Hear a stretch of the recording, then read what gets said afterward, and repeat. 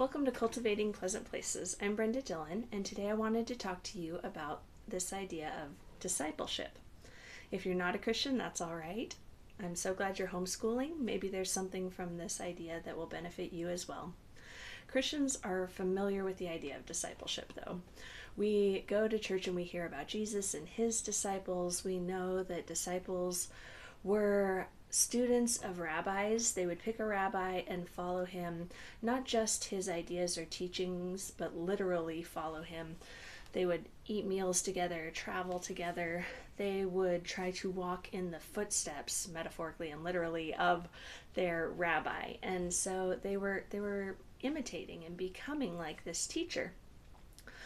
In our culture, we think of school as a place you go and you listen to a teacher, maybe lecture or teach concepts. But once I started viewing homeschooling and schooling in general as a discipleship process, it completely changed how I did it.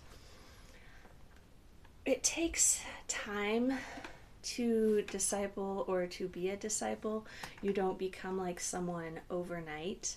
And the reason I think this extends just beyond Jesus and his disciples is that Jesus told his disciples, go and make disciples. So Christians, we see this as a continuing mandate to train up other people to be a model. Paul says, as I am following Christ, follow my example. So we're certainly not perfect, and people should be cautious who they listen to and who they follow. But it's a principle. It's a principle that Christians think, yes, we are to be Christ's disciple. We are to go and make disciples. And as a mother, there's nobody I want to disciple more than my children. In fact, I feel like I'm commanded to disciple my children. In the Old Testament, in Deuteronomy 6, it says, and these words that I command you today shall be on your heart. You shall teach them diligently to your children, and shall talk of them when you sit in your house, and when you walk by the way, and when you lie down, and when you rise. So homeschooling provides this opportunity. All parents are commanded to do this. We're to teach our children the Bible, teach our children God's commands. But for how do you do that when you're rising and walking and sitting? Of course, we're taking every opportunity we can, but I'm thankful that I have an extra 8 hours every day where my kids can watch me worship by washing the dishes and by doing the laundry. And I can tell them, follow me as I follow Jesus. I'm not lecturing at them all day. I'm living it out. I'm saying, here, come join with me. Let's read the Bible together. Let's pray before meals. Let's learn to love knowledge and wisdom and do it together. And how this transforms homeschooling, because there's lots of people that homeschool and say, yes, I adhere to that. I am trying to disciple my kids. But before I really started viewing homeschoolship as discipleship, I would get frustrated or worried when there would be tears. So still today, my kids will have days where they just get frustrated and cry and say, I hate math, I hate school, this is so hard, and we have meltdowns. But I don't worry as much. At the beginning, I might think, oh no, maybe I need to pick a new curriculum, maybe I'm doing it wrong, why is this so hard?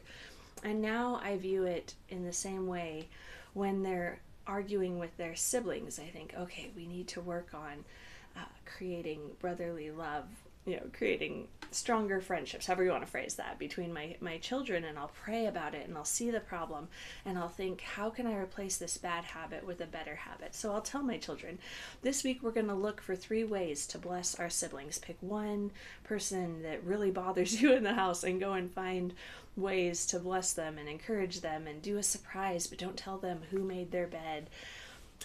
And so with school, with the same thing, I see, okay, here is a struggle we're having. We're crying during math. So what is the problem?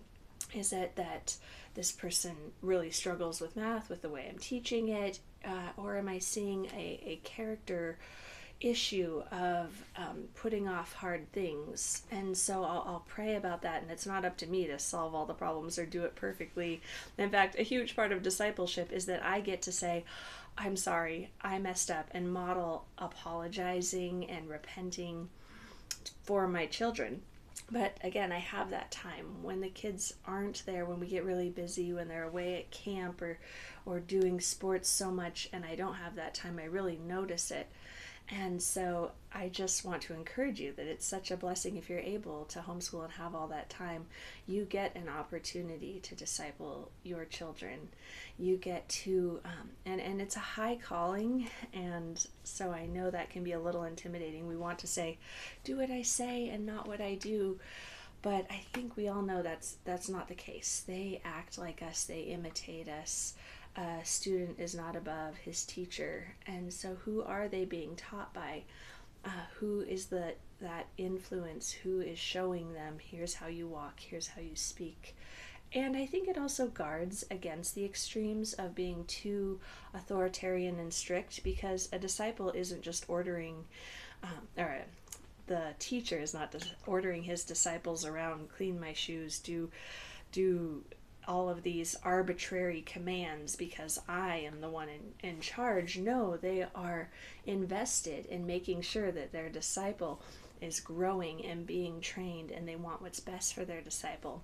But there is also still that principle of authority that this is the teacher and this is the student, and so I need to go ahead. I need to be reading my Bible. I need to be reading quality literature and modeling these things for my student. Again, not where none of us is perfect, but it does challenge me to rise to that, and it clothes the whole process of teaching in, I think, a softer and more relational lens.